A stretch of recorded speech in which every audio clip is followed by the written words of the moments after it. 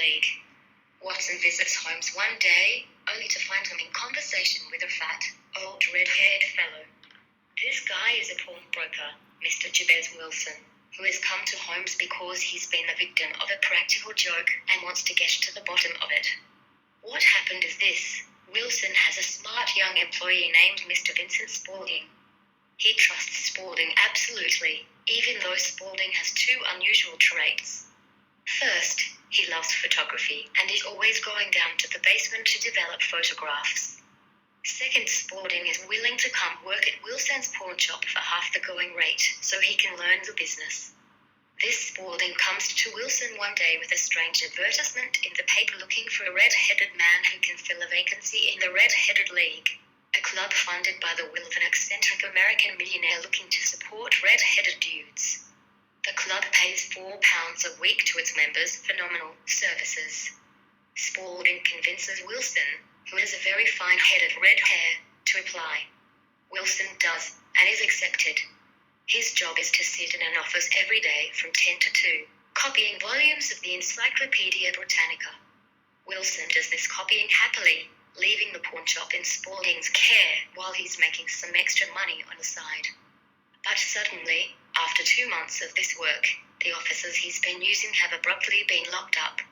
He wants Holmes to get to the bottom of this sudden dissolving of the Red-Headed League.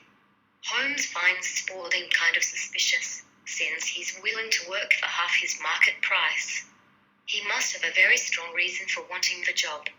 So Holmes and Watson head over to Wilson's pawn shop to investigate further. Holmes taps his stick against the street, visits Spaulding at the pawn shop, and appears to arrive at some sort of conclusion that leaves Watson totally in the dark. That Saturday night, Holmes collects a local police officer, Peter Jones, and the manager of the nearby City and Suburban Bank, Mr. Merriweather. He insists that Jones, Merriweather, and Watson sit in the dark bank vault underneath the local City and Suburban Bank branch to wait for master thief John Clay, who's planning a massive bank robbery. And there's something strange about John Clay. He has the same acid scar and pierced ears that Holmes observed on Spaulding, Wilson's shop assistant. Coincidence? Nope. Spaulding is, in fact, an alias for Clay. Explanations have to wait, though, because suddenly Holmes's suspicions are confirmed. A flagstone in the floor of the vault lifts up, and John Clay comes up through the floor into the waiting arms of the police officer. Having caught the thief, Holmes explains.